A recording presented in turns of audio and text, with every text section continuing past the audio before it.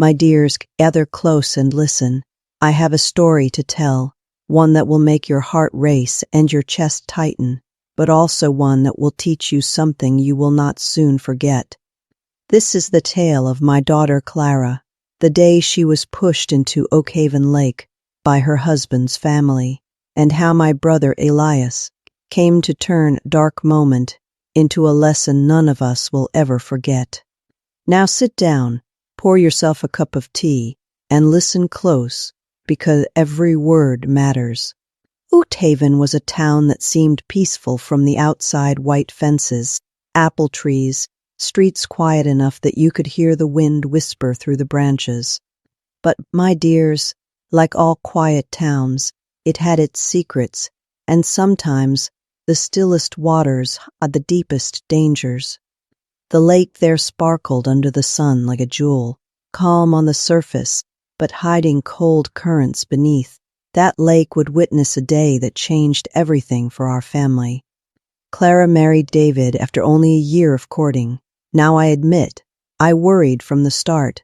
That man had charm, yes, but charm that could cover a sharp edge. He came from a family that looked perfect to outsiders. His mother, Helen, polished and proper. His father, Frank, puffed up like he owned the world. But inside their grand house, the air was cold and heavy, and from the first visit, I could see it in Clara. Her laughter dimmed, her eyes dulled, and every little thing she did seemed to set them off. Helen had a way with words that could cut through a person like a knife hidden in velvet. "Clara," she would say, tilting her head, pearls glinting under the chandelier, "your manners are quaint," and Frank, with a grunt or a glare, would back her up. Every visit left my poor girl shrinking into herself, trying so hard to be good, to please them, but never feeling she could. I would tell her, "Baby, do not let them take your fire," but it is hard to fight for yourself when everyone you are supposed to trust is trying to snuff out your light. Now that summer, they invited us all to their lake house weekend, for bonding, they called it. Clara begged me to come, and I knew my place was with her. That lake, my dears, it looked inviting that morning, sparkling under the sun, but my gut was tight with worry. From the moment we arrived, Helen and Frank made it clear Clara was unwelcome.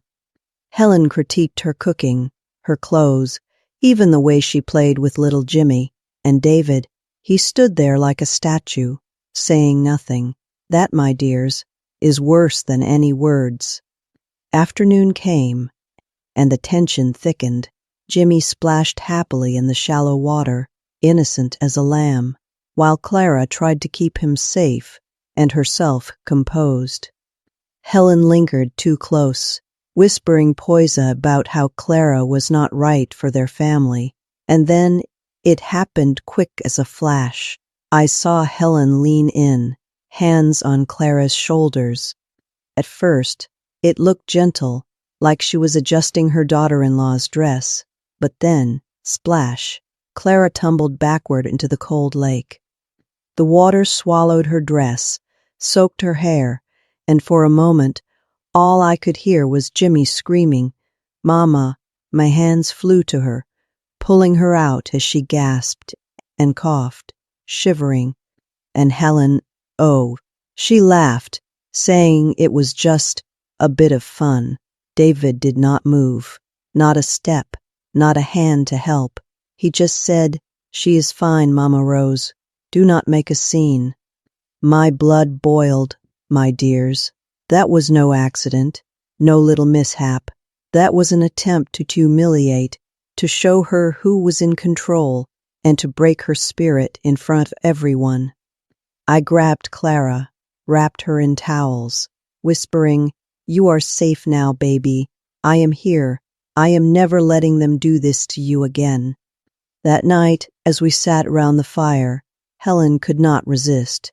She mocked Clara's clumsiness, trying to turn her humiliation into laughter. My voice broke through the night, steady as a rock. "That was not clumsiness, Helen. You pushed her. You tried to hurt her on purpose, and we all saw it." She laughed coldly, like a snake's hiss, and Frank muttered, "Mind your business, Rose. David told me to leave it alone." "But my dears, that was when I spoke the name that would change everything. You think you can push my girl around and get away with it? You do not know my brother Elias." They laughed, dismissive, but my words planted a seed of unease. Elias, quiet, thoughtful, sharp as any blade, a man who sees through lies, was coming. And when he arrived, my dears, well, the story truly began. The next morning, Elias stepped off the bus with his quiet, steady presence, carrying a suitcase and a mind full of purpose. He did not shout, did not threaten. He simply observed. Helen smiled, attempting her charm, but he looked straight through her. Frank's gruffness faltered under his gaze. And David, oh, David had nowhere to hide. Elias asked questions, gathered witnesses, and uncovered what we already knew.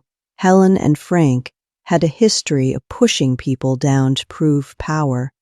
And now, the lake incident was documented photos, witnesses, the truth, undeniable. One by one, the family realized the walls of control they would built were cracking.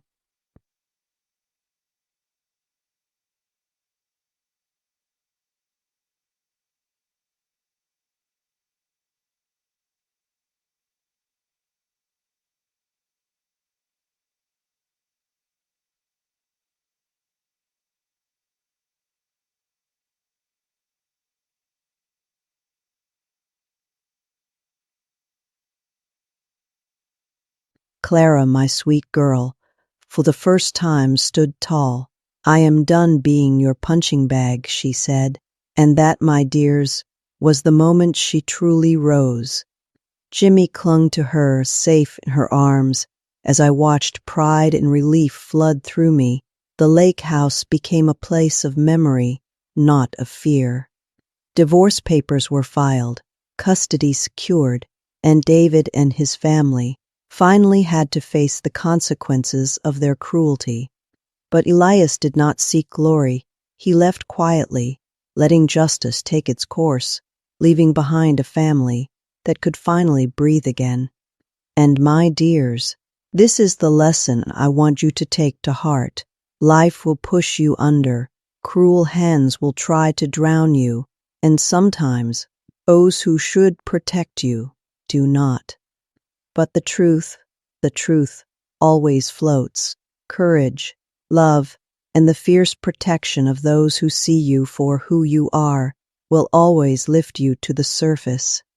Clara rebuilt her life. Her music filled the house. Jimmy grew strong and happy. And even Helen learned, slowly, that cruelty leaves shadows she could never erase. And every time we returned to that lake, we remembered the fear, yes, but also the triumph, the rising, the reclaiming of our lives, the love that carried us through. My dears, I tell you this story because somewhere out there, someone is struggling, being pushed, being told they are not enough. Listen to me. Now you are enough. Stand tall. Let your truth rise. And when the world tries to drag you under, remember, courage floats, love floats, and your spirit will always find the surface. The next days were quiet, too quiet, my dears. That lake, once a place of terror, now reflected the calm sky, but the echoes of what happened hung heavy over us. Clara barely slept, and Jimmy, bless his little heart, kept asking questions no child should have to ask. "Mama, why did they push you?" he whispered one night, clutching her hand. And Clara, she did not answer at first, not with words. She just held him close, her own tears falling silently, telling the boy through her arms that everything was going to be all right. I brewed my coffee strong that morning, sitting by the kitchen window and watching the sun glint off the lake, and just like I expected, Elias arrived. Not loud, not boastful. No, my dears, he never had to be. He stepped off the bus with that quiet determination he always carried, the kind that makes folks uneasy without a single raised voice. He came straight to the cabin, suitcase in hand, eyes sharp, observant. He did not look around and smile politely. He scanned, assessed, and quietly set to work. Helen tried to greet him, sugar in her words and poison in her eyes. "And who might you be?" she asked, all charm and menace. "I am Elias," he said simply, voice steady.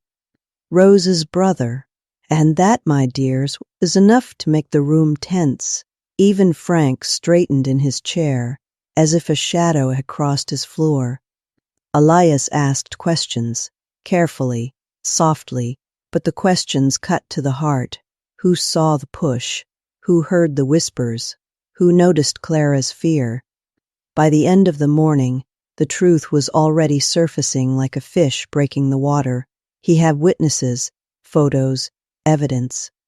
The things Helen and Frank thought they could hide were exposed under his quiet, relentless gaze. David, oh, that boy was lost in the moment. He wanted to protect his mama, yes, but he had not considered protecting his wife, the woman who loved him. He stumbled, made excuses, tried to smooth things over, but Elias was not having it. "You did nothing when she fell," he said, looking straight at him. "You watched your wife struggle, and you said nothing. That is on you." Clara, my sweet girl, felt the weight lift slightly. For the first time in a long time, she did not feel alone. She whispered to me, "Mama, he sees me, really sees me." And I, holding Jimmy, felt tears sting my eyes. Because sometimes, my dears, the mere act of being seen is enough to start healing. That afternoon, Elias confronted them all. "You did not know me," he said, "but now you do."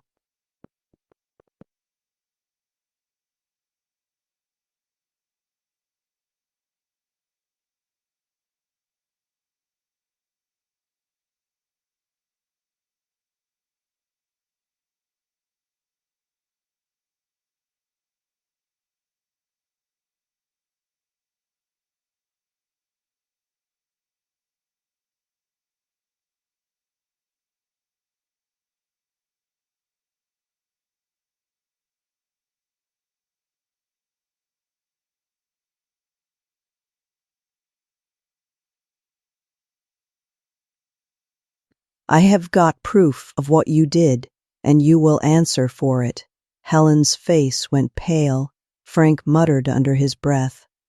David finally looked at Clara and saw not just the hurt in her eyes, but the courage she had gathered, slowly, over years of silent suffering.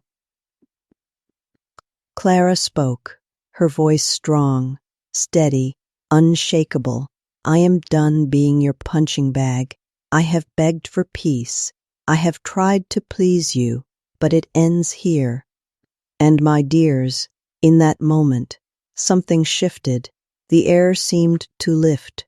The shadows of their cruelty could not hold any more. Jimmy clung to her, safe in her arms, and I held both of them close. The lake that had almost taken her peace seemed to sparkle brighter, almost celebrating her courage. The following weeks were a whirlwind. Divorce papers were drawn, custody secured, and David's family, faced with the evidence Elias gathered, had no choice but to back down. They tried to spread rumors, tried to smear our names in Oakhaven, but the truth is like sunlight, my dears. It reaches every corner eventually. Clara and Jimmy moved into a smaller home nearby, cozy and warm, but safe.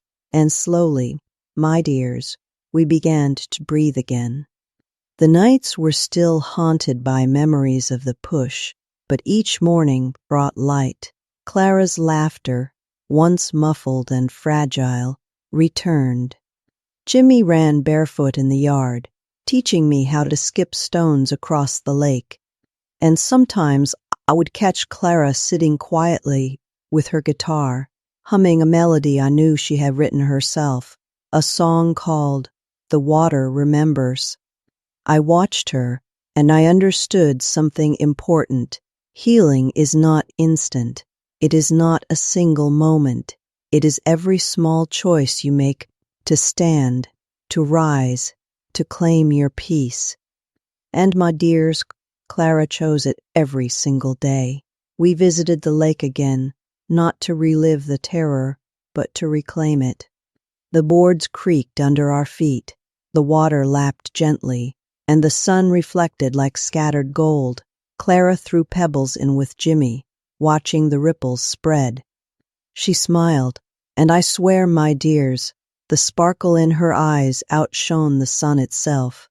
Sometimes Helen would appear in town, her presence quiet, her pride swallowed by shame. Once I saw her on a bench at the market, alone, and our eyes met. She whispered, almost too softly to hear, "Rose." I never meant for her to fall. I did not answer at first. I just looked at her and said, "The thing about pushing someone, you cannot control what happens after. Sometimes they sink, and sometimes they rise so high you cannot even see them no more." She nodded. I walked away, my heart lighter than it had been in years. Because the rising, my dears, belongs to the brave. The cruel cannot claim it. Elias returned to his quiet life, but his lessons stayed with us. Truth always floats, courage matters, and love fierce, protective love, is the current that lifts even the heaviest hearts. Now Jimmy is grown tall, thoughtful, curious. He writes stories of his own, telling them to anyone who will listen. Clara teaches piano, her music filling rooms, hearts, and the spaces that fear once occupied. And I tell this story every chance I get, so that someone out there, listening right now, might hear it and hold on hope. Life will push you, my dears. People will try to break you, to shame you, to drown your spirit. But remember this: rise, stand tall, let the world see your courage. Your truth will float, your heart will float. And you, yes, you, my dear listener, will float above it all. Now, my dears, listen close, because this is where the heart of the story truly blooms. The days after everything settled were quiet, but they were not empty. Clara and Jimmy moved into that cozy little house, and slowly, laughter began to return.